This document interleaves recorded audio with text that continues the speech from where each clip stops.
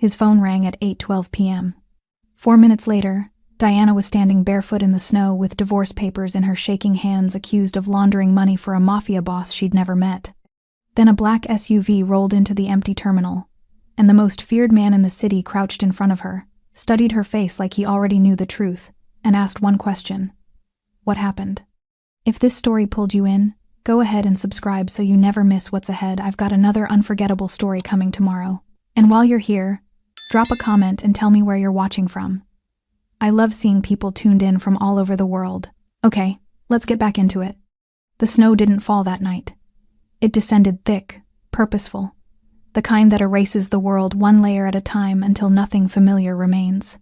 Diana Swift sat alone on a metal bench at the empty bus terminal, her bare shoulders pulled inward against the cold. The burgundy evening dress she'd worn to dinner offered nothing against the winter. No sleeves, no back. Just thin satin clinging to skin that had long since gone numb. In her hands, crumpled and beginning to soften at the edges from the falling snow, were papers she still didn't fully understand. Divorce papers. She hadn't signed anything. She hadn't been asked to. They'd simply been placed in her hands as the door closed. An hour ago, she had been setting down her wine glass. The table had been properly laid, white plates, candles, the kind of quiet Tuesday dinner that required no occasion. Her husband had been speaking about something from work, and she had been half listening the way people do when a conversation is comfortable enough not to need full attention. Then his phone rang. She hadn't thought anything of it, not at first. He'd glanced at the screen, excused himself, and stepped into the hallway. She had reached for her glass. The conversation lasted 4 minutes. She knew because she'd watched the candle and thought about nothing in particular while she waited for him to come back. When he did, the man who returned to the dining room was not the man who had left it. His face had gone the specific color of someone who has just been told something they cannot unknow. His jaw was set. His eyes, when they finally found her across the table, held something colder than anger. They held decision. "You lied to me," he said. She set down her glass. "What?" "The accounts. The transfers."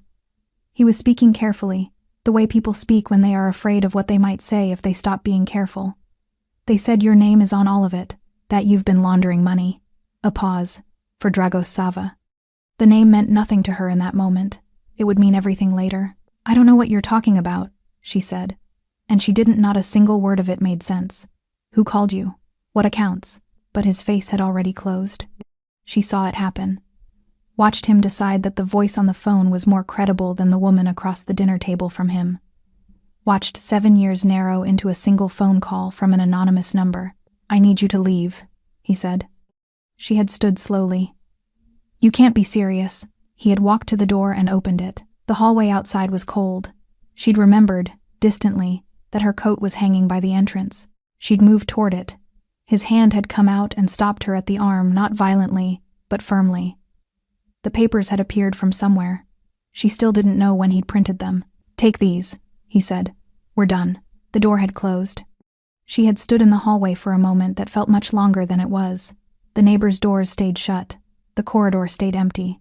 She had walked to the elevator in her dinner dress and her heeled shoes and pressed the button for the ground floor. The bus terminal had been the only place within walking distance with a roof. Now the papers trembled in her hands. The ink from his signature was beginning to blur in the snow. She stared at it, at the legal language that reduced 7 years to clauses and dates, and felt the particular hollowness of a person who has run out of reactions. She was not crying anymore. She had done that in the first 20 minutes.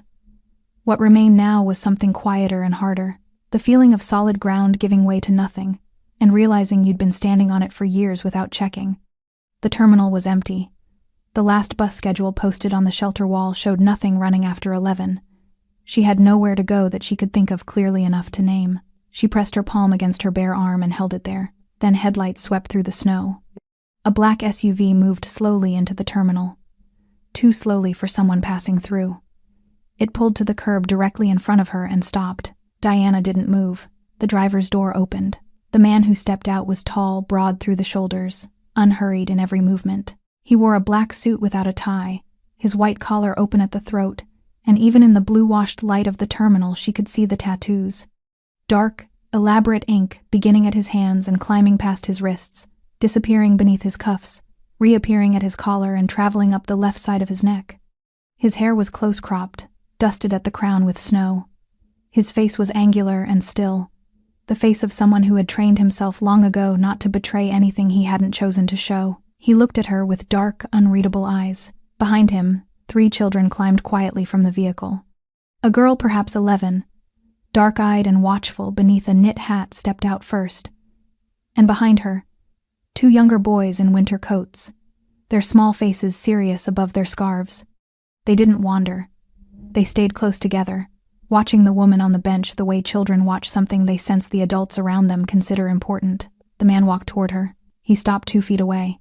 His gaze moved to the papers in her hands briefly, deliberately, then returned to her face. Then he crouched. He lowered himself to her eye level, with the easy precision of someone physically comfortable with stillness, his tattooed hands resting loosely on his knees, snowflakes catching on the shoulders of his black jacket. This close, she could see that his eyes weren't simply dark, they were the kind of dark that had seen a great deal and filed it all away. He did not look like a man offering charity. He looked like a man who had already made a calculation and arrived at a conclusion. One of the younger boys drifted a half-step forward and tugged at the man's sleeve. "She looks scared," the boy whispered. The man said nothing, but something behind his eyes shifted so slightly she almost missed it. He studied her face for a moment longer. The divorce papers, her bare, reddened shoulders, the shoes that had never been made for standing in snow. Then, quietly and without ceremony, he asked, "What happened?" Diana Swift looked up at the man the city whispered about in careful voices, and for the first time since the door had closed behind her, she didn't know whether the danger was behind her or crouching right in front of her, waiting to hear her answer. She knew the name. Everyone in the city knew the name. Dragos Sava. It moved through conversations the way smoke moves through a room quietly, until you realized it had already reached every corner. She had heard it at dinner parties spoken in lowered voices, at office corridors disguised as casual mention, in news segments that never quite said enough to be actionable. A name attached to fear the way certain names simply are, not because of what can be proven, but because of what everyone understands without proof. And he was crouching in front of her in the snow, waiting for an answer she didn't know how to give. "I don't know," she said. Her voice came out thin and strange, like something that had been left out in the cold too long. "I don't. There was a phone call. My husband received a call and then he—" She stopped. The explanation felt absurd spoken aloud. "He threw me out." Dragos said nothing immediately. He simply looked at her, not with pity, not with skepticism, with the focused attention of someone processing information rather than reacting to it. "How long have you been sitting here?" he asked. She didn't know that either. Time had done something strange after the elevator doors opened onto the empty street. "A while," she said. He nodded once, as if that answered more than she'd intended it to. Then he stood, and in one motion shrugged his jacket from his shoulders. He held it out to her, not draped, not placed gently, just held out at arm's length, the way practical people offer practical things. She stared at it. "You'll lose fingers before anyone finds you," he said flatly. "Take it." It wasn't kindness, exactly. It was efficiency. The distinction mattered to her in ways she couldn't articulate because kindness would have required something from her in return. This required nothing. She took the jacket. It was warm in the way that things are warm when they've been close to someone immediately, almost uncomfortably so. She pulled it around her shoulders and felt the cold ease by a fraction. The older girl, serious-faced, watchful beneath her knit hat, moved closer to the younger boys and said nothing. But her eyes remained on Diana, not unkindly, just steady, the way children are steady when they have learned that the world contains things worth paying careful attention to. Dragos spoke a single word in a low voice toward the SUV. The driver, a broad, silent man Diana hadn't noticed until now, stepped out and stood at a respectful distance. A signal, she understood, not to the driver, for her benefit, so she could see that things were being arranged.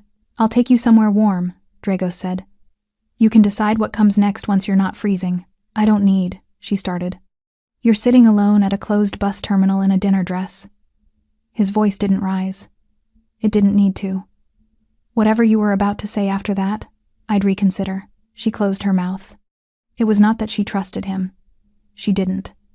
She was not naive enough to mistake the absence of an immediate threat for safety, and she was not so devastated that her judgment had entirely left her. She knew what his name meant. She knew what men like him, men with that kind of stillness, that kind of control, were capable of. But she also knew what the alternative was. Another hour on a metal bench while the temperature dropped and the papers in her hands turned to pulp. No phone, no coat, no answer to the question her husband had never let her ask. She stood. Her legs had stiffened without her noticing. She steadied herself against the back of the bench and straightened slowly, the jacket falling to just above her knees. One of the younger boys, round-faced, blue-hatted, perhaps 5 years old, looked up at her with the unguarded curiosity of someone who had not yet learned to disguise his interest in things. "Your dress is red," he announced. "It is," she said. "Red is a good color," he said seriously, and then turned back to his brother as though the matter were settled. Something cracked open very slightly in Diana's chest. She pressed it closed. The estate sat behind iron gates on the city's northern edge, the kind of property that didn't announce itself. No visible signage, no architectural excess, just high walls and a long driveway, and the particular silence of a place that has been made deliberately difficult to approach. Inside, the house was warm and ordered. Staff moved quietly through wide corridors. Security was present but unobtrusive. She registered it the way you register a current in water. Not visible, but felt. Dragos led her through a hallway and into a sitting room with high ceilings and a fire already burning. He gestured toward the sofa without ceremony. She sat. He remained standing, his hands clasped loosely behind him, and studied her with that same focused, unreadable expression he'd worn at the terminal. "Your husband's name," he said, and the time the call came through. She blinked. "Why?" "Because you didn't do whatever they told him you did." He said it plainly, completely without drama, and I'd like to know who did. The certainty in his voice stopped her. "You don't know me," she said carefully. "You have no reason to." "No," he agreed. "I don't." A pause. "Tell me your husband's name," she told him. He took out his phone and sent a message to someone she couldn't see, then set it face down on the table between them. The fire settled. Outside, through the tall windows, the snow was still falling. "The children," she said, after a silence. "They're yours?" Something moved across his face, brief and contained. "My brother's," he said. "He died 14 months ago." She absorbed that. The older girl's watchful eyes, the younger boy's guileless commentary about her dress, the way all three of them had stood in the snow without complaint, close together, accustomed to following a man who did not explain himself in advance. "I'm sorry," she said. He looked at her. "Are you?" "Yes." He seemed to consider this not as though he doubted her, but as though sincerity was something he had learned to examine carefully before accepting. Then, quietly, "Your husband received that call at 8:12 p.m. Diana's breath stopped. She had not told him the time. She had not told him anything close to the time. "How do you know that?" she asked. Dragos looked at her steadily across the firelight. He didn't answer. And that was, she realized, its own kind of answer entirely. The fire crackled. Diana sat very still, her hands wrapped around a cup of tea that someone had placed in front of her without being asked. The jacket, his jacket, still rested across her shoulders. She hadn't taken it off. She told herself it was because she was still cold. "You knew about the call before tonight," she said. It wasn't a question anymore. Dragos stood near the window, his back partially turned, watching the snow collect against the glass. He had the posture of someone accustomed to carrying information the way other people carry weight quietly, without showing the strain. "Yes," he said. "Then you need to tell me what's happening." Her voice was steadier than she felt. "Because 2 hours ago I was having dinner, and now I'm sitting in your house with divorce papers and no coat, and apparently my name is attached to something I have never heard of." She set the cup down. "So tell me." He turned from the window. He crossed the room without hurry, and sat in the chair across from her, not beside her, not looming over her. Across, level. She noticed that he made these choices deliberately. Everything about how he occupied space felt considered. "There is money moving through my organization," he said. "Has been for approximately 4 months. Clean money going in, dirty money coming out, rerouted through civilian accounts. People who have no connection to my work, no knowledge of it." He paused. "Their identities are being used without consent to create distance between the transfers and their source." Diana listened. When the accounts are eventually flagged, and they are designed to be flagged, the paper trail leads to ordinary people. People who cannot defend themselves against a federal investigation because they don't understand what they're being accused of. He held her gaze. "Your name appeared in the flagged accounts 11 days ago." The room was very quiet. I didn't open any accounts, she said. I know. I don't have any connection to. I know, he said again. The same tone, the same certainty he had offered her in the sitting room before, and the same effect it didn't comfort her so much as it steadied something. That's why I started looking. She pressed her fingers flat against her knees. Who is doing this? Someone inside my organization. The words came out measured, but beneath them she heard something that wasn't quite anger. It was older than anger. The controlled fury of a man who had trusted carefully and been betrayed anyway. Someone who wants federal investigators looking at my operation. Someone creating a smoke trail through innocent people's lives to get there. And my name was chosen randomly. A pause. Fractional. Just long enough to tell her the answer before he gave it. No, he said. The fire shifted. A log gave way and resettled, sending a brief curl of light across the ceiling. Your father, Dragos said. His name was Andre Swift. She went very still. He died 6 years ago, she said carefully. He did. But before that, 18 years ago, he testified in a federal corruption case, one that involved 3 crime families operating across the Northeast. He watched her face. The testimony was sealed, his name was protected, but these things are never completely buried, not from the people who know where to look. Another pause. The rival family connected to that case has been dormant for years. They've resurfaced recently, and someone with access to my internal records has a relationship with them. Diana stared at him. She was a financial analyst. She understood structures, how money moved, how systems were built, how people hid things inside legitimate frameworks. She understood, in a technical sense, exactly what he was describing.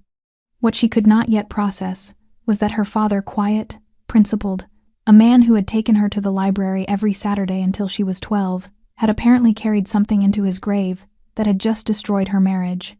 He never told me, she said. Her voice was different now. Smaller. He wouldn't have, Dragos said, not dismissively. With something that sounded, unexpectedly, like respect. Men who testify in those cases are told to carry it alone. The protection only holds if the circle is small. She looked at the fire. Her father had sat across dinner tables from her for years. He had helped her move into her first apartment. He had shaken her husband's hand at their wedding with a steady grip and genuine warmth. And somewhere underneath all of it, he had been carrying a secret that had just reached forward across 18 years and pulled the floor out from under her. Someone chose my name deliberately, she said slowly. Because of him. Because of what his testimony meant to the people it damaged, Dragos said. You were targeted specifically. The goal was to create a civilian identity with a traceable surname, one that, if investigated, would surface the sealed case, which would raise questions, which would create pressure. He leaned forward slightly. On me, she looked at him then. Really looked past the stillness, past the control, into the thing underneath it. You were thrown out, he said quietly, because someone needed you unprotected, alone, without resources. Without a husband asking questions on your behalf. His jaw tightened almost imperceptibly. A woman sleeping in a bus terminal doesn't make calls to lawyers, doesn't file reports, doesn't ask the right questions of the right people. The truth of it moved through her like cold water. She had not been discarded out of her husband's fear. She had been placed there. Deliberately. By someone who had calculated exactly what a woman alone in the snow would and wouldn't be able to do. Her hands, she noticed, had stopped shaking. Something had happened in the space of that understanding. Some internal temperature had shifted. The grief was still there. The humiliation of the hallway, the neighbors' closed doors, the divorce papers softening in the snow. All of it was still there, but underneath it, something harder had replaced the hollowness. She looked across at Dragos Sava, a man she had no reason to trust, and every reason to fear, and heard herself say, with a clarity that surprised her, I want to clear my name. He studied her. I have a finance background, she continued. If someone has been running transfers through civilian accounts for 4 months, there will be irregularities, patterns, things that looked clean to someone who wasn't looking for them. She held his gaze. I will find them. The fire settled. Dragos looked at her for a long moment, the look of a man recalibrating something he thought he had already figured out. Then, almost to himself, you were thrown out because someone wanted you weak. His eyes met hers. They miscalculated. She slept in a room she hadn't chosen. It was on the 2nd floor, simply furnished, warm, with heavy curtains drawn against the snow. Someone had laid out clothes before she arrived. A gray knit sweater, dark trousers, thick socks. No note, no explanation. Just practical provision, the way everything in this house seemed to operate without ceremony, without asking what she preferred. She had not expected to sleep. She'd lain on top of the duvet fully dressed and stared at the ceiling and waited for her mind to exhaust itself with the events of the evening. It didn't take long. When she woke, gray winter light was pressing through the curtain edges, and the house was already moving. She could hear it, the low frequency of a large, ordered household beginning its day. Footsteps in corridors. A door closing somewhere below. The distant sound of a child's voice, high and indignant about something, quickly hushed. She dressed in the clothes that had been left. They fit well enough to suggest someone had looked at her carefully, or been told to. She wasn't sure which unsettled her more. The kitchen was at the rear of the house, large, practical, warmed by a range that looked like it ran continuously. A woman named Petra, who introduced herself without being asked, and elaborated on nothing, set a plate in front of Diana without discussion. The children were already at the table. The older girl sat straight-backed over a bowl of something, reading from a tablet propped against a glass. Up close, in daylight, she was striking, dark-eyed and precise in her movements, somewhere between 10 and 12, with the particular self-containment of a child who has learned to take up exactly the space she is given, and no more. Her name, Diana would learn, was Mara. The two boys were less contained. The younger one, the round-faced boy from the terminal, the one who had delivered his verdict on her dress with such authority, was called Pavel. He was 5, and he approached breakfast with the focused intensity of someone who had strong opinions about the ratio of honey to everything else. His brother, Nico, was 7, quieter than Pavel, more watchful, with eyes that moved around a room the way his uncle's did, cataloging. Pavel looked up when Diana sat down. "You stayed," he said. "I did." He considered this, then nodded, apparently satisfied, and returned to his honey. Mara didn't look up from her tablet immediately, but after a moment she said, without inflection, "Uncle Dragos said you're not a guest." Diana paused. "What did he say I was?" Mara looked up then. Her eyes were direct and held no cruelty, just the precision of a child who had learned to listen to exact words. "He said you were staying because it wasn't safe for you to leave yet. A beat. That's different from a guest." "It is," Diana agreed. Something in Mara's expression shifted barely toward approval. She found Dragos in a room off the main corridor that functioned as an office. He was standing behind a wide desk, jacket off, sleeves rolled to the forearm, the tattoos fully visible now in daylight, dark and intricate, covering both forearms from wrist to elbow in patterns that looked less decorative than biographical, like a record of something. He was reading from a document when she knocked at the open door. He looked up. "The children," she said. "Mara told me they're not guests either." He set the document down. "Correct. She's very precise. She's her father's daughter." He said it without breaking rhythm, but something in his jaw tightened fractionally on the word father. Diana stepped into the room. "I want to start looking at the financial records today. You said the transfers began 4 months ago. I need the flagged accounts, the routing sequences, and whatever internal documentation your people have already pulled." He watched her. "You slept 4 hours. I'm aware. The documents will be ready this afternoon." He paused. "Sit down." She sat across the desk, in the chair that faced him. He remained standing. She had noticed he often chose standing when she sat, and sitting when she stood, always adjusting the distance between them so that neither held a positional advantage. She didn't know if it was deliberate. She suspected everything he did was deliberate. "The children," she said. "How long have they been with you?" A beat of silence. Not reluctant considered. 14 months, since my brother was killed." "Killed," she repeated. "Not an accident then." "It's handled," he said, which meant, "Do not ask further." She didn't. "They seem..." She searched for the right word. "Steady." Something changed in his face. It happened the way it had the previous night, small, contained, but real. A brief unguarding. "They're remarkable," he said, and the simplicity of it, no qualification, no deflection, caught her off guard. This man who chose every word like a chess piece had just offered that one freely. "Pavel told me red is a good color," she said. Dragos looked at her for a moment. Then, almost imperceptibly, the corner of his mouth shifted. not quite a smile. The suggestion of one, glimpsed and gone. He told me the same thing about a fire truck last week, he said. She laughed. It came out before she could decide whether to allow it short and genuine, dissolving as quickly as it arrived.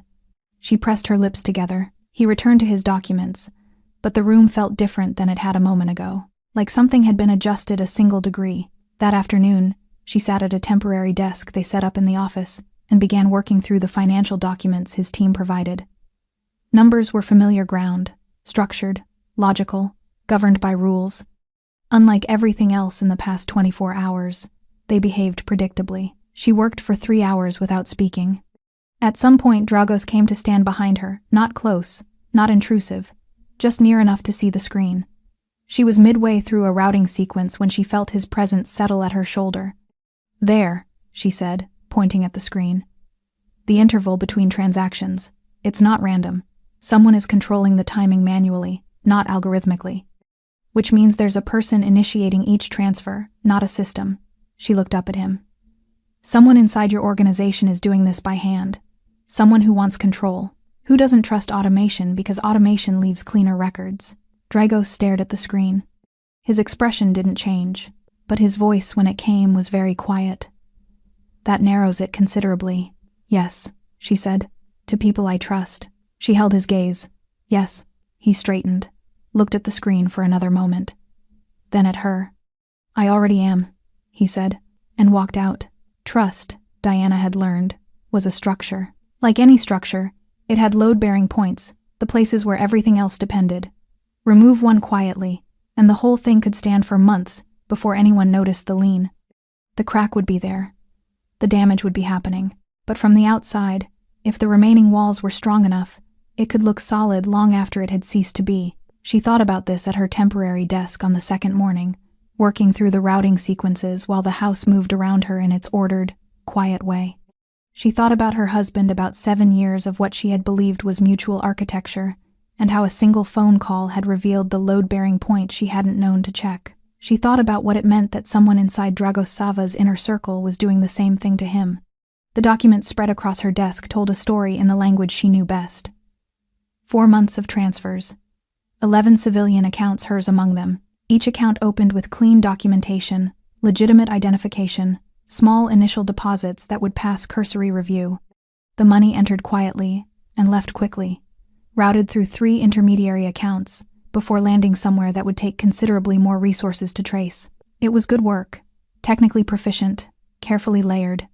But the timing intervals she had identified the previous afternoon kept pulling at her. She pulled up the sequence again and laid the transfer timestamps in a column, stared at them. Then she reached for a second document, internal meeting logs that Dragos's security team had compiled over the same 4-month period. She hadn't asked for them specifically. They'd been included in the package, perhaps as context. She began cross-referencing. It took 40 minutes. When she found it, she sat back in her chair and looked at the ceiling for a long moment, the way you look at something above you when the thing you've discovered is too large to absorb while looking directly at it. Every manual transfer had been initiated within a 6-hour window following an internal security meeting. Every single one. She brought it to Dragos at noon. He was in the rear courtyard, a walled space behind the house, stone-paved and cold, speaking with a man Diana hadn't seen before. Broad, thick-necked, with close-cropped gray at his temples and the particular ease of someone accustomed to standing close to power. He wore his authority the way certain men do, not in his clothing or his posture, but in the way the space around him seemed to defer. Dragos saw her at the courtyard door and said something brief to the man, who nodded and moved inside, passing Diana without acknowledgement. "Who is that?" she asked, as Dragos approached. "Radu," he said. "He's been with me 11 years. A pause. "My most senior lieutenant." Diana looked at the document in her hand. She looked at the doorway through which Radu had just disappeared. Then she handed Dragos the page. He read it standing up, which was how he read everything. She watched his face as he worked through it, the timestamps, the meeting logs, the columns she had marked in the margin with a single straight line. His expression didn't collapse or flare. It moved through something slower and more controlled than either. A man absorbing a confirmation he had perhaps, on some level, already been approaching. When he looked up, his eyes were very still. "You're certain," he said. "The correlation is consistent across all 4 months. 41 transfers. 41 post-meeting windows. The probability that this is coincidence is— I'm not asking about probability, he said quietly. I'm asking if you're certain. She held his gaze. Yes. He looked back at the page. The courtyard was silent except for the wind moving across the stone and the distant sound, from somewhere inside, of Pavel arguing passionately with Nico about something that required significant volume to resolve. The ordinary noise of children against the extraordinary weight of what sat on the paper between them. Dragos folded the document once, precisely, and held it at his side. 11 years, he said. Not to her, not quite to himself. She said nothing. There was nothing useful to say to a man learning that someone he had trusted with, proximity with access, with the interior mechanics of everything he had built, had been dismantling it quietly from inside. She knew something about that. After a moment, he looked at her. You found this in 2 days. The pattern was there, she said. It just needed someone looking for the right thing. My own analysts reviewed these records. They were looking for external intrusion, she said.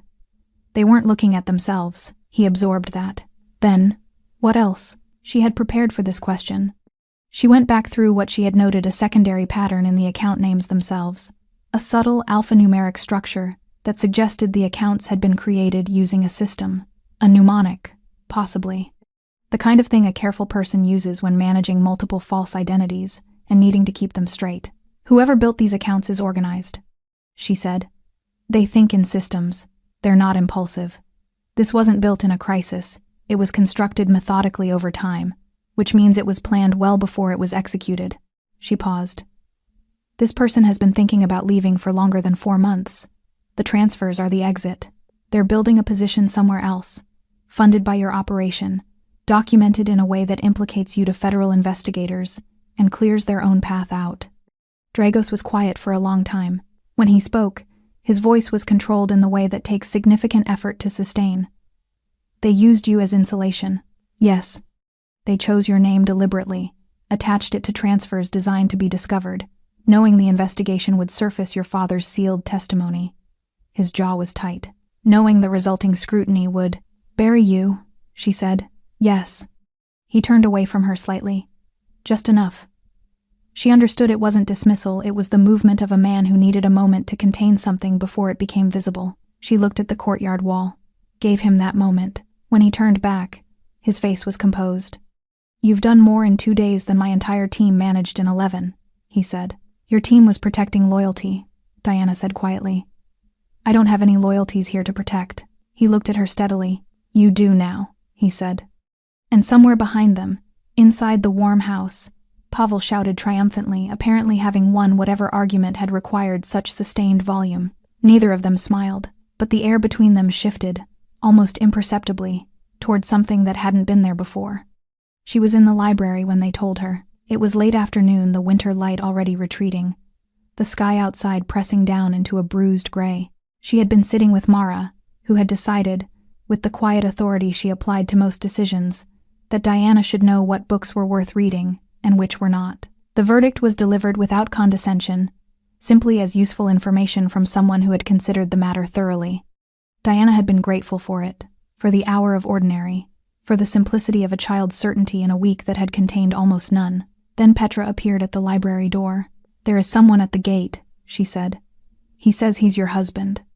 The word landed differently than it once would have.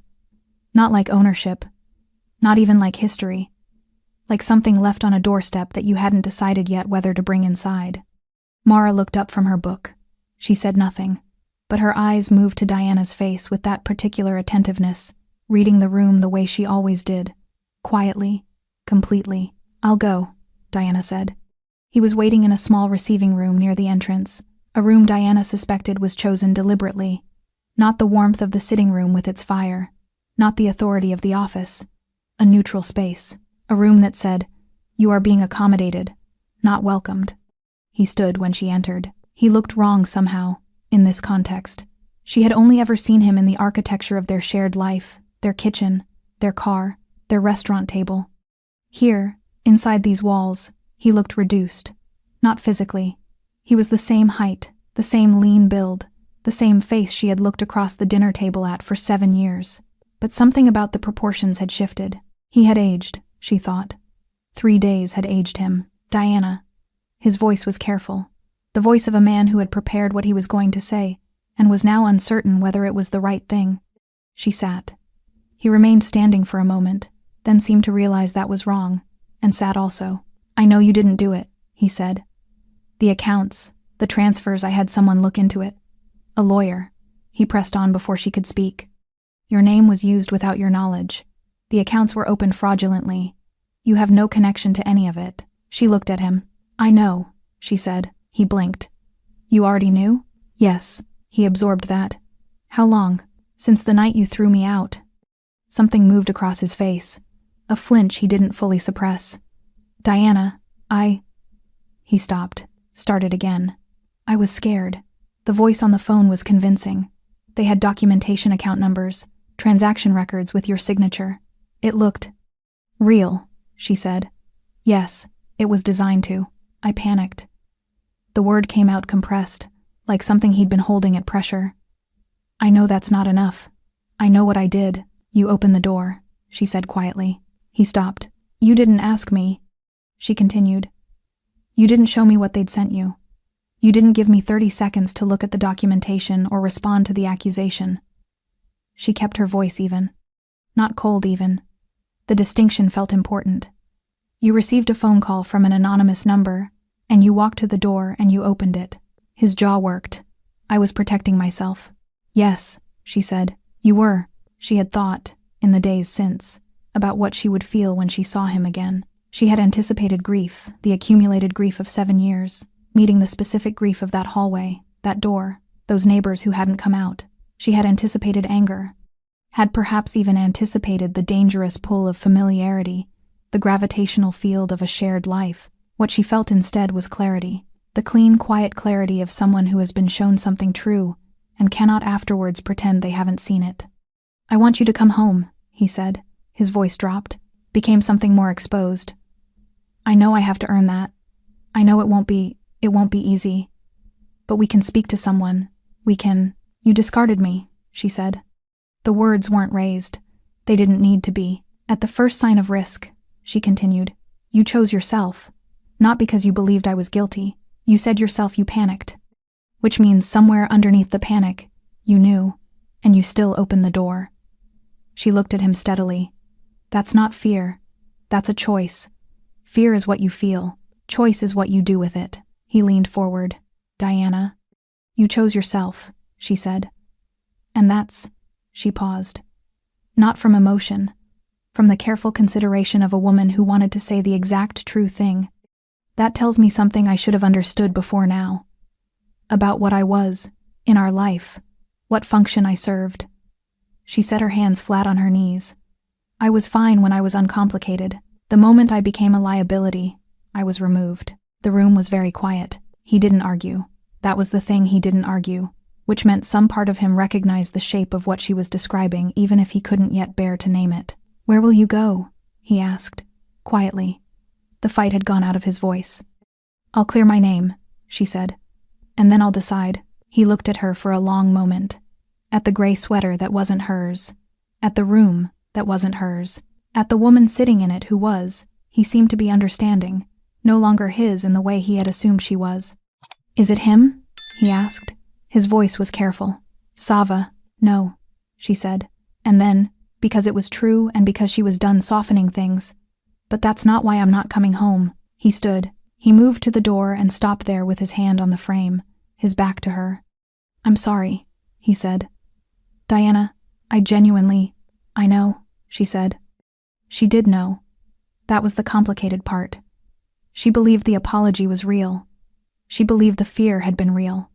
She believed, in his way, he had loved her. None of it changed what the door had meant. He left. She sat alone in the receiving room for a long moment, the winter light almost gone now, the room settling into its evening quiet. Then she stood. She did not go after him. She walked back toward the library, where Mara was waiting with a book and a verdict, and the straightforward company of someone who had decided, in her quiet, certain way, that Diana was worth paying attention to. That, Diana thought, was enough for tonight. She heard it first. Not the sound of danger, she wouldn't have recognized that, but the sound of the house changing, the particular frequency of a large, ordered household, shifting from its routine into something else. Footsteps that moved faster than they should. A door closing with more force than necessary.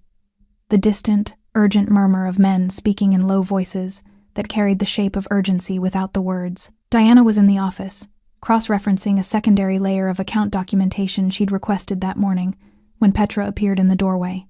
"Come with me," Petra said. Not a question. Not a suggestion. Diana stood. "What's happening?" "Now, please." She followed. Petra moved through the corridor with the brisk efficiency of someone who had done this before, not panicked, not explaining, simply executing a sequence that had apparently been established in advance for exactly this kind of moment. They passed the staircase, turned away from the main entrance, moved deeper into the house toward the rear. "The children," Diana said. "Already with Mara. 3rd floor." Diana followed without further question. They reached a room she hadn't been in before, a small, windowless space behind the kitchen that functioned, she realized, as a secondary security post. A monitor on the wall displayed feeds from exterior cameras. 2 of Dragos's security team were already there, speaking rapidly in low voices, eyes on the screens. She looked at the monitors. 3 men at the outer perimeter wall, moving with a coordination that wasn't casual. One of Dragos's guards was down. She could see him at the edge of one frame, motionless on the ground. Her chest tightened. "They came in from the east side," one of the security men said. "Disabled the exterior feed for 40 seconds. It's back up now." He glanced at Diana. A look she recognized, not hostile, but assessing. Calculating the liability of her presence in this room. "Who are they here for?" she asked. He didn't answer. She looked back at the monitors. She already knew. She heard him before she saw him. Dragos's voice in the corridor, not raised, not urgent, but carrying the specific, compressed authority of a man issuing instructions that will be followed without repetition. Then the sound of movement. Several sets of footsteps, the weight of organized response. Then the sounds from outside, brief, controlled. The kind of violence that doesn't announce itself with chaos, but with efficiency, sharp, purposeful, over quickly.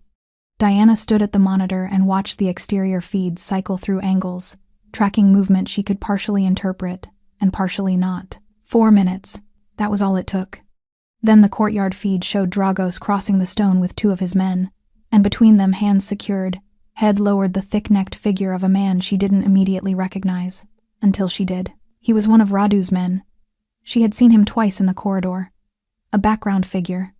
The kind of person you register as furniture in a large household until the moment the furniture reveals itself to be something else entirely. They brought him through the rear entrance. Diana stepped back from the door as they passed. Dragos saw her. He stopped. "Are you hurt?" he asked. "No." She looked at the man between his guards.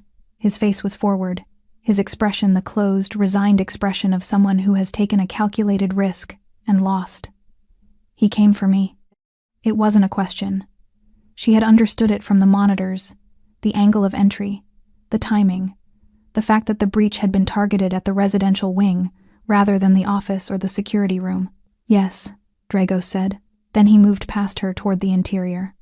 She found him 20 minutes later. He was in the courtyard alone, or what passed for alone, which in this house meant the guards had withdrawn to a visible but non-intrusive distance.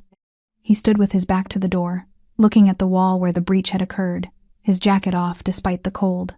The tattoos on his forearms were stark in the winter air. His hands, she noticed, were not entirely steady. She had not seen that before. She stepped outside. He heard her but didn't turn. "You should be inside." "You're outside," she said. He turned then. His face was controlled, that familiar, constructed composure, but underneath it something was burning. Not performed anger, the real thing. The kind that comes not from wounded pride but from something more personal, more specific. "He was going to take you," Dragos said. His voice was very quiet. "Radu ordered it. If they could create a situation where you disappeared, where investigators found a civilian woman connected to my organization had gone missing." He stopped, jaw tight. "It would have been sufficient." "Sufficient for what?" "To bury me." He looked at her steadily. "You've become a liability to him. You found what his own analysts missed. He knows what that means." She absorbed that. The cold moved across her shoulders. "Did you?" She chose the question carefully. "What did you do to him?" "The man they brought in. He's alive. A beat. For now, she heard what sat beneath those two words. The violence that was being held at distance. The decision being deferred. Dragos. She said his name for the first time. It arrived differently than she expected. Not the whispered city-wide version. The name passed between careful people. Just a name. Just his. Don't. He looked at her. Don't do what they expect you to do, she said. You said someone is trying to paint a picture of you for federal investigators. Don't give them the brushstrokes. She held his gaze. Keep him alive. Make him talk. Use what he tells you. That's the thing that actually damages Radu. Not this. The courtyard was silent. Dragos looked at her for a long moment the way he sometimes looked at her, when she said something that required him to adjust what he had already decided. She had learned this expression over 5 days. It was the closest thing to surprise she had ever seen on his face. You're asking me to show restraint, he said, on your behalf. I'm asking you not to become what they think you are, she said. There's a difference. He held her gaze. Something moved through him, visible for just a moment, like light through a closing door. Then he turned toward the house and said, without looking back, he'll be kept secure and conscious. She exhaled. He paused at the door, still not turning. Next time they tell you to stay inside, he said quietly. Stay inside. She almost said, there won't be a next time. She didn't. Because standing in his courtyard in the cold, she wasn't certain that was true, and she was, she realized, with some surprise, not entirely sure she wanted it to be. Radu talked. It took 2 days. Not because he was resistant, though he was, initially, in the practiced way of men who have spent years making themselves useful enough to be protected. It took 2 days because Dragos was patient. Because he had learned, somewhere in the architecture of who he had become, that the most damaging confessions are the ones extracted without force, the ones a man arrives at himself, when the walls of his own calculation finally close in. Diana wasn't in the room for any of it. She hadn't asked to be. What she had asked for, what she had spent those 2 days preparing, was different. She wanted the paper trail made public, not whispered through channels, not filed quietly with lawyers who would negotiate it into something manageable. She wanted the fraudulent accounts, the forged signatures, the routing sequences, and the meeting log correlations laid out in language that civilian investigators, journalists, and a federal oversight committee could each follow independently. She built the document herself. 41 transfers, 11 civilian accounts, her name, and 10 others who had never understood why their identities had been compromised. She cross-referenced every transaction against Radu's internal access logs. She mapped the alphanumeric account structure she'd identified, demonstrating the organizational system behind it, proof that this was not opportunistic but premeditated. She included the timeline, beginning 4 months before discovery, and tracing back to the first internal meeting Radu had attended after a known contact with the rival family was established. It was the most precise work she had ever done. On the morning of the 3rd day, she printed 2 copies, placed one on Dragos's desk, kept one for herself. He read it without speaking. When he finished, he looked up. This is everything, he said. Yes, if this goes to federal oversight. It clears my name, she said, and the 10 other civilians. And it demonstrates that your organization was the target of deliberate infiltration rather than the source of the fraud. She held his gaze. It helps you, Dragos, if it's presented correctly. He looked at the document. You'd be making yourself visible. I'm already visible, she said. Radu made sure of that. The only question now is whether I'm visible as a suspect or as the person who unraveled it. He was quiet for a long moment. This requires you to stand in front of it, to put your name on it publicly. Yes, and you're prepared for that. She thought about the bench at the bus terminal, the divorce papers softening in the snow, the neighbors' closed doors, the hallway and the hand on her arm, and the door that had simply closed. Someone decided I was disposable, she said. They designed an entire financial structure around the assumption that I would be too frightened or too broken to fight back. She picked up her copy of the document. I want them to understand what they miscalculated. The meeting was arranged for the following morning. Dragos's lawyers facilitated access to a federal oversight liaison, a woman named Kovacs, precise and unreadable, who arrived with 2 colleagues and a recording device and sat across a wide table from Diana with the expression of someone who had heard many stories and believed very few of them. Dragos was present.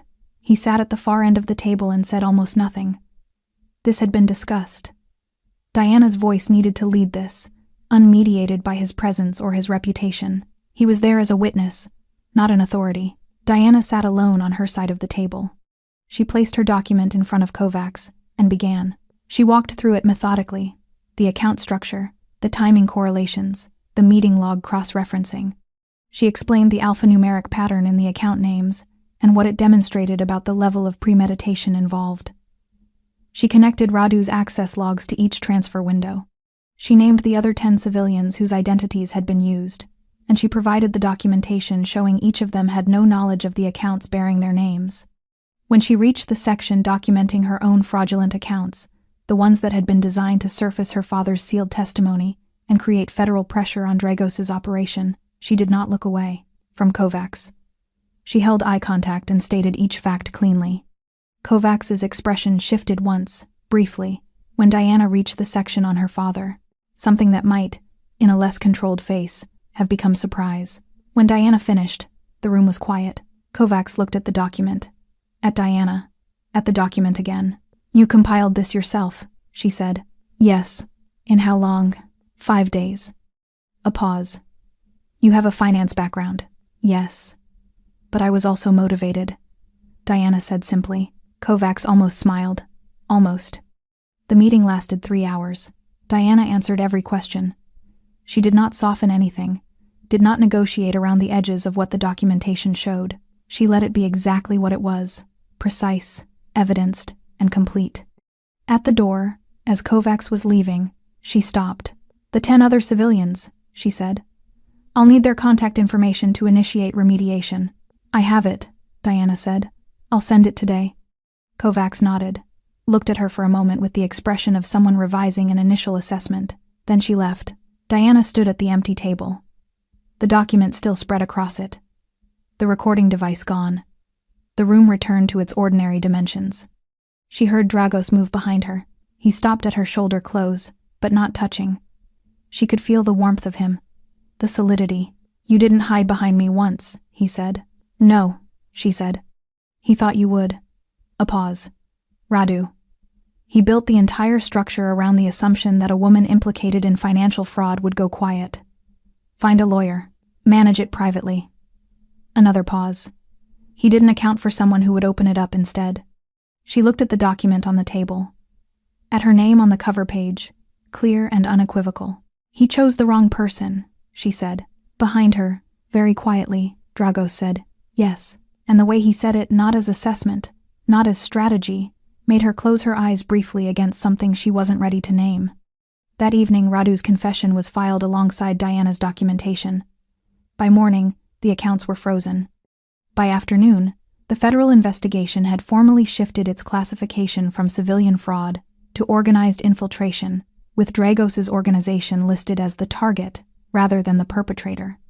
Diana's name was cleared in a press statement that she did not read until Mara brought it to her on a tablet with characteristic directness. "It says you're not a criminal," Mara said. "I know," Diana said. "Did you know before it said so?" Diana looked at her. "Yes." Mara nodded, satisfied. She took the tablet back and returned to her book. Pavel, from across the room, looked up from whatever engineering project he had been constructing from objects he was not supposed to use for engineering. "Can we have cake?" he asked. Diana laughed. It came from somewhere real, somewhere that had been closed for a long time. It moved through her without asking permission, and she let it, because she was tired of deciding what to allow. "Yes," she said, "I think we can have cake." Her husband called that evening. She saw the name on the phone they had returned to her and looked at it for one full ring. Then she answered. "I saw the statement," he said. "Diana, I know," she said. "I should have." "Yes," she said. "You should have." A long silence. "I'm glad you're safe," he said finally. His voice was very quiet. The voice of a man who has run out of arguments and arrived, too late, at something simpler. "Thank you," she said. She meant it, completely, without anger, without residue. She ended the call. She sat with the phone in her hands for a moment. Then she set it down on the desk and looked out the window at the courtyard, where the snow had finally stopped falling and the stone was pale and still in the evening light. She thought about doors, about the ones that close and the ones that open, about the difference between an ending and a clearing. Then she went to find where the cake had ended up, and did not look back. The snow came back that night. Not the heavy, swallowing kind from the night she had sat at the terminal. Lighter than that. The kind that falls without urgency, that drifts at angles and catches the light and makes the world look briefly, temporarily, like something that has been forgiven. Diana stood at the tall window in the sitting room and watched it come down. The house was quiet in the particular way it went quiet after the children were in bed, not empty, but settled. The security presence withdrew to its perimeter. The staff moved through their closing routines. The building exhaled. She had a glass of wine she wasn't really drinking. She heard him before she saw him, the specific weight of his footsteps, which she had learned without meaning to, the way you learn the sounds of a house you have occupied long enough for it to stop being foreign. He entered the sitting room and stopped when he saw her at the window. He didn't leave. He moved to stand beside her instead, not close enough to require acknowledgement, close enough to share the view. Outside, the snow drifted through the courtyard light in slow, pale arcs. Neither of them spoke for a while. This had become, over the past days, a kind of language between them, the capacity to occupy silence without filling it. She had not experienced this with many people. Most people, she had found, were frightened of silence. They rushed to cover it, to furnish it with words that meant less than the quiet would have. Dragos was not frightened of it. He stood beside her and watched the snow and said nothing, and she stood beside him and did the same, and it was enough. Then he said, without turning, "I need to tell you something." She waited. He was quiet for another moment, not hesitating. She had learned to distinguish this, but organizing. He was a man who did not speak until he knew exactly what he intended to say. "The night at the terminal," he began, "when I stopped. Yes, I told you I had been tracking the internal fraud, that your name appeared in the flagged accounts, and I began investigating." He paused. "That's true, but it's not complete." She turned to look at him. He kept his eyes on the window, on the snow. His profile in the low light was composed, sharp-cut jaw, the tattoo at his collar, the particular stillness that was his resting state, but something underneath it was different tonight. Something had been released from its usual tension. 6 weeks before that night, he said, there was a charity function, a fundraiser for a children's hospital. I attended for reasons that aren't relevant. A brief pause. You were there. She thought back. The charity function in November. She had attended with a colleague.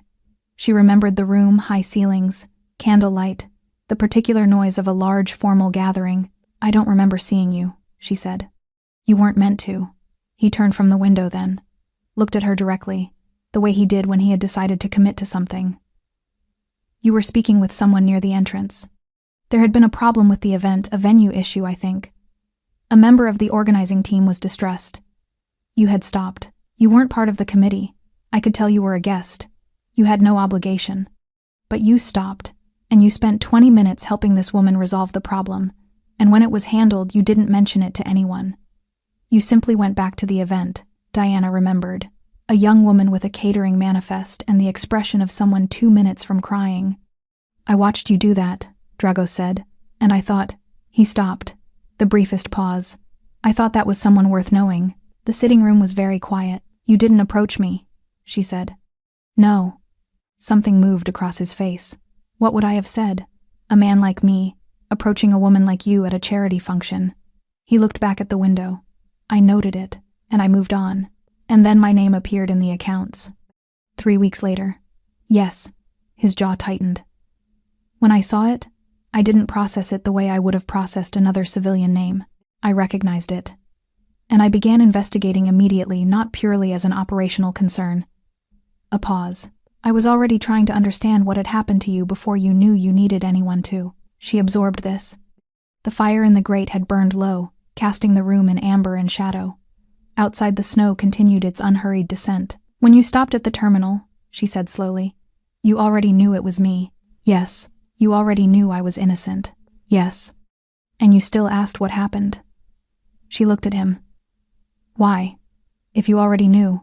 "Because you deserve to be asked," he said simply. "Because no one else had." The words arrived quietly and settled deep. She looked at this man feared across the city, whispered about in careful company, a man who raised 3 children alone and read documents standing up and chose his words like a man who understood their weight. A man who had seen her do one unremarkable act of quiet kindness in a crowded room and had, without telling her, decided she mattered. Her eyes were bright. She didn't look away. "You didn't save me," she said. Her voice was steady and certain. "I want you to understand that. I saved myself." "I know," he said. "But you asked," she said. "And then you listened." He looked at her. The controlled composure present, as always, but beneath it, visible now, something that had been behind glass for a long time and had finally been permitted to exist without the barrier. "I have not," he said carefully, "allowed myself to care about someone in a very long time." "I know," she said softly. "I'm not certain I know how to do it without—" He stopped. "Without controlling it," she offered. He held her gaze.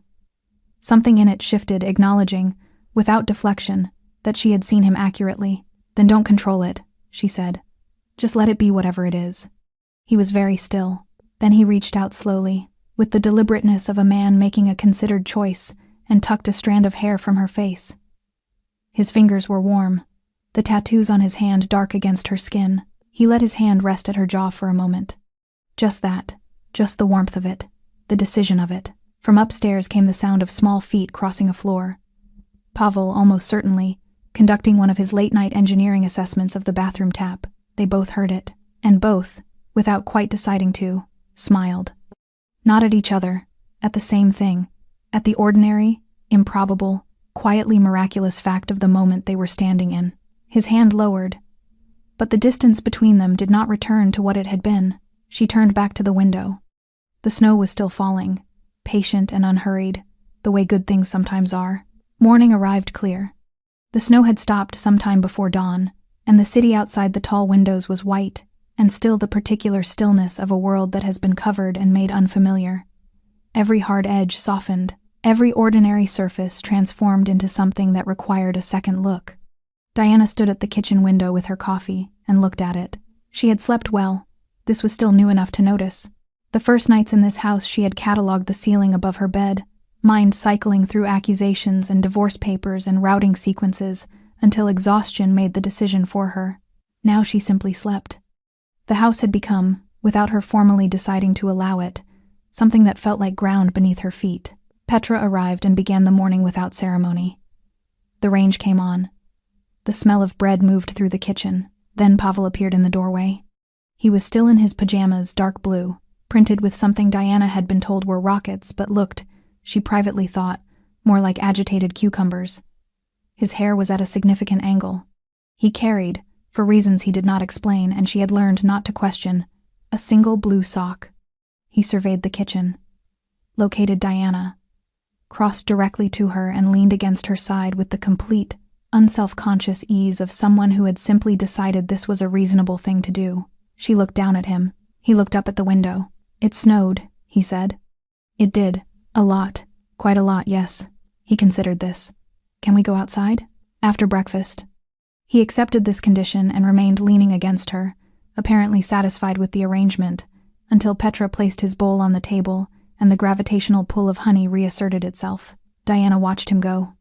She held her coffee with both hands and felt something move through her chest, warm, quiet, weightless. The kind of feeling that doesn't announce itself because it has nothing to prove. Nico and Mara came down together. Mara with her tablet. Nico with the slightly rumpled dignity of a 7-year-old who considers mornings a reasonable but imperfect arrangement. They sat. Breakfast happened. It was, Diana thought, an extraordinarily ordinary thing. 4 people at a kitchen table in the morning, the snow outside and the bread warm, and Pavel conducting a detailed structural analysis of his toast. Ordinary in the way that only feels ordinary once you understand what it costs to arrive at it. Dragos came in last. He was already dressed black as always, composed as always, the tattoos at his collar and wrists part of the geography of him that she had stopped seeing as separate from who he was. He poured coffee, looked at the table. His eyes moved across the children briefly, the quick accounting of someone who begins every morning by confirming that what matters is still present. Then they found Diana. He said nothing. But the quality of his silence was different from the functional silences of the morning. This one had acknowledgement in it. The acknowledgement of the previous night's sitting room, of the snow through the window, of his hand at her jaw and the word he hadn't said and hadn't needed to. She held his gaze for a moment. Then she looked back at her coffee. The formal exoneration arrived by document that afternoon. Federal oversight confirmed the closure of the fraudulent accounts. The 10 civilian names, including hers, were formally cleared of any association with the investigated transfers. Radu's confession, combined with Diana's documentation, had been sufficient to reclassify the entire investigation. The rival family connection was now under separate inquiry. It was, on paper, the end of it. She read the document at the desk in the office, the desk that had become, over the course of 10 days, simply her desk. The place where she worked and where Dragos sometimes came to stand behind her and look at what she'd found and say, "What else?" which had become, she realized, its own kind of language. She set the document down. She thought about what came next. She had an apartment she had not returned to. Colleagues who had sent careful, concerned messages she had not answered. A life that was, technically, still waiting where she had left it. She sat with this for a long time. Then Dragos appeared in the doorway. He looked at the document on the desk. At her face. "It's done," she said. "Yes." She looked at him. "I've been thinking about what comes next." He said nothing. He was very still, the stillness of a man who has learned not to reach for things, not to arrange outcomes, not to use the machinery of his authority to pull a person toward a decision. He simply stood there and waited and let her have the space to arrive wherever she was going. She loved that about him. She had not said so, but she did. "Your legitimate business operations," she said. "The ones being restructured. You need someone who understands financial architecture, who can build systems that are transparent enough to withstand scrutiny and efficient enough to be functional." She paused.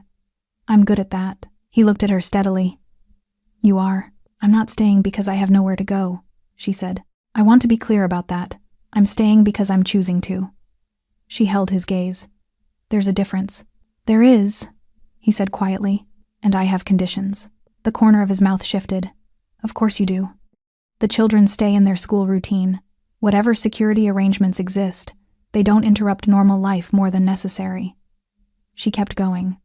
"I work with full access to relevant documentation, not filtered, not curated, a beat. And you ask me things. When you're uncertain, when something is difficult, you don't manage me." He was quiet for a moment. "Those are reasonable conditions," he said. "I know." He crossed the room and sat in the chair across from her the way he always sat. Level, unimposing, deliberate.